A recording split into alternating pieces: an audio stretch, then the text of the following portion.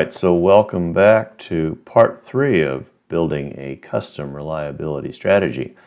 So we left off in part 2. We had created a particular failure mode here, and we were getting ready to move on into completing the strategy and work with the tracker. So one of the first things that we'll mention here is that once you've got all your failure modes completed, once you have your overview completed, you need to do a couple of things. One is, of course, since we added failure modes in the last part, we do need to save this reliability strategy.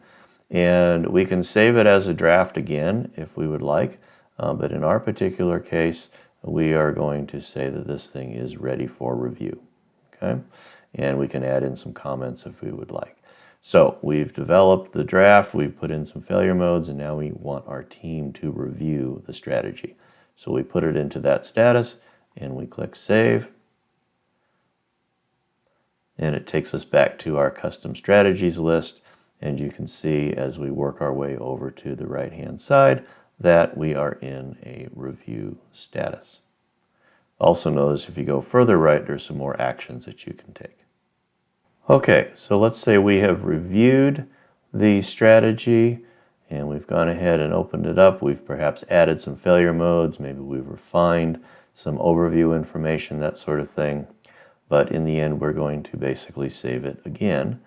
This time around, we are going to put it in a complete status. Once you put the strategy in a complete status, it cannot be edited beyond tracking it. So keep that in mind.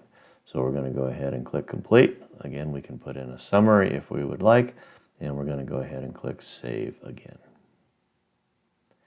And we are back to our main strategies page.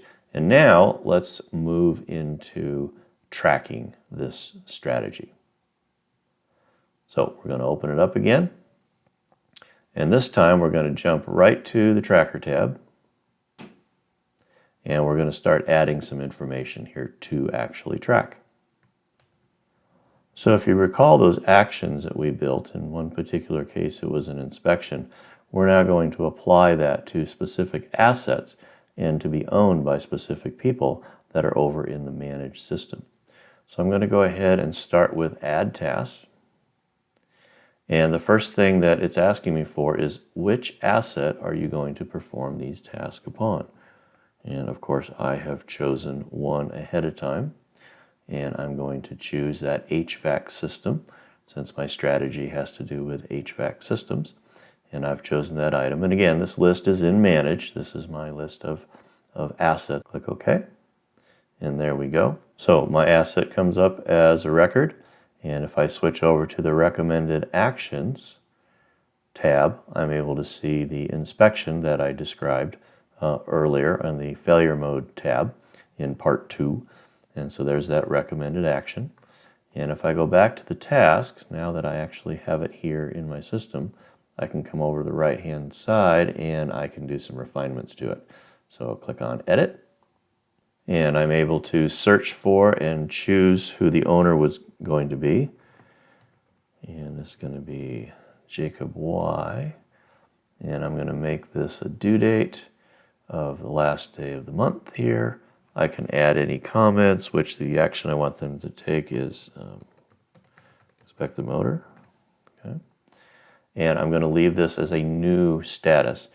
You can see that over time, as I track what the actions are that people are taking, then I'm able to adjust the status of these particular actions. And I'm just going to leave this as new right now. And then click Save.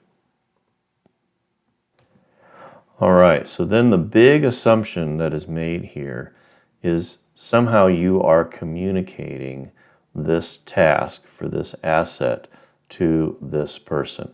So perhaps you've developed a job plan, a PM record, that sort of thing that is generating work orders so that folks know to accomplish these tasks.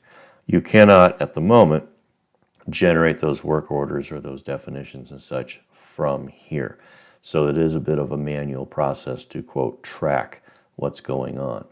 So one of the things that you can do is go out and generate that work order. Perhaps you have a work order number, and you would come back over here to your tracking record, and you're going to make some changes here. Inspect the motor, and this is going to be now work order number 3, 4, 5, 7, and we're going to call that a PM work order. And we're then going to say, since we have a work order, that this is now in process. Now, eventually, all of these tasks and such and work orders will be completed. And once they're completed, now you're able to go back and evaluate how effective was this strategy over time. So this tracking process may be many months, if not even a year long, to determine whether the strategy of doing these inspections, looking out for these failure modes and such for these assets, actually worked the way that you wanted it to do. So that's the role of the implementer. Hope that process was helpful, and the 3 parts we did on reliability strategies gave you some insight in how to use this tool. And if you need anything, just let us know. So thank you very much.